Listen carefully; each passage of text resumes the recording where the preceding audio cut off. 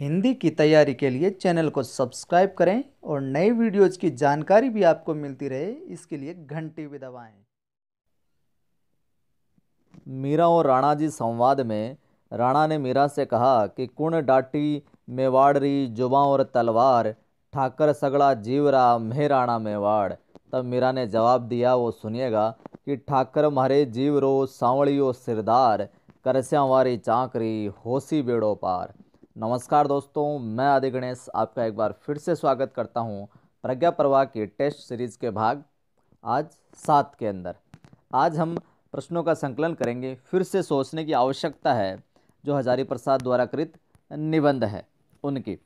पहला प्रश्न आपके लिए छोड़ा है मैंने कि हजारी प्रसाद द्विवेदी का जन्म कब और कहाँ हुआ था। इसका उत्तर आपको बताना है। अच्छा लगे तो लाइक करें, कमेंट करो, ज़्यादा से ज़्यादा मित्रों को शेयर करें। इसके बाद में जो कुछ बातें हैं वो मैं बता देता हूँ। हिंदी साहित्य का इतिहास इन्होंने लिखा, हिंदी साहित्य के इतिहास में 3 लिखे। 1940 ईस्वी में लिखा इन्होंने हिंदी साहित्य की भूमिका। 1952 में लिखा हिंदी साहित्य का आदिकाल और 1955 में लिखा हिंदी साहित्य उद्भव और विकास। इनके उपन्यासों की बात करें तो 1946 में बाणभट्ट की आत्मकथा, 1963 में चारूचंद्र लेख और 1973 में पुनर्नवा, 1976 में अनामदास का पोता। और इन्होंने आलोचना में कहीं लिखे, निबंध कहीं लिखे। इनके पत्र संग्रह में हजारी प्रसाद द्विवेदी के पत्र। इन्होंने संपादन अगर की बात करें हम तो 1957 में पृथ्वीराज रासो का, 1957 में नाथ सिद्धों की वाणियों का, 60 में संदेश रास्य का और 63 में 10 रुपये का। और शांति निकेतन से जो प्रकाशित होती थी विश्व भारती पत्रिका, उसका भी संपादन किया था। पुरस्कारों में डिलीट की उपाधि मिली, पद्म भूषण, साहित्य अकादमी पुरस्कारों से भी नवाजे गई है। चलिए आगे बढ़ते हैं। ध्यान रखें इन चीज़ों को भी आप, क्योंकि बार बार परीक्षा में पढ़ी जाती है आपके द्वारा, तो मस्तिष्क में स्थायित्व ले चुकी होगी। चलिए इस अध्याय से, निबंध से प्रश्नों का संकलन देखते हैं। द्विवेदी पर किसका प्रभाव पड़ा? तो रविंद्रनाथ टैगोर के मानवतावादी दर्शन का इन पर प्रभाव पड़ा था। द्विवेदी जी ने किस विधा को समृद्ध किया?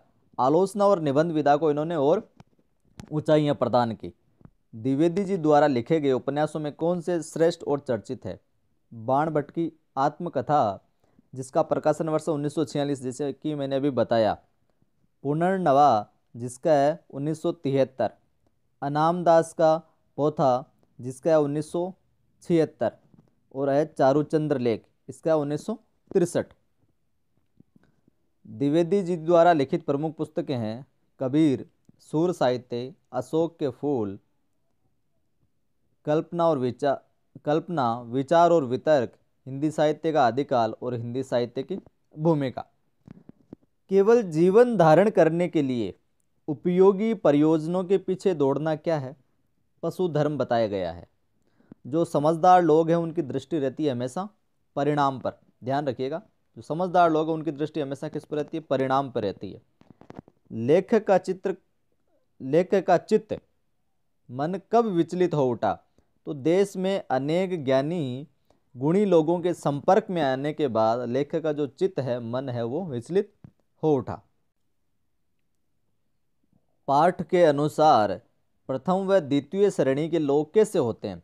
तो प्रथम श्रेणी के लोगों को तो समझदार बताया गया कि प्रथम श्रेणी के लोग समझदार कहे जाते हैं, और दूसरी श्रेणी के लोग, द्वितीय श्रेणी के लोग भावुक कहे जाते हैं। बहुत लोग गर्वपूर्व क्या घोषणा करते हैं? बहुत लोग गर्वपूर्व क्या घोषणा करते हैं कि मान सहित विष खाए के शंभु भय जगदीश, और बिना मान अमृत पिए राहु कटायो शीस। समझदार लोग किसे बड़ा व किसे नगण्य मानते हैं? तो काम को बड़ा व मान को नगण्य समझते हैं।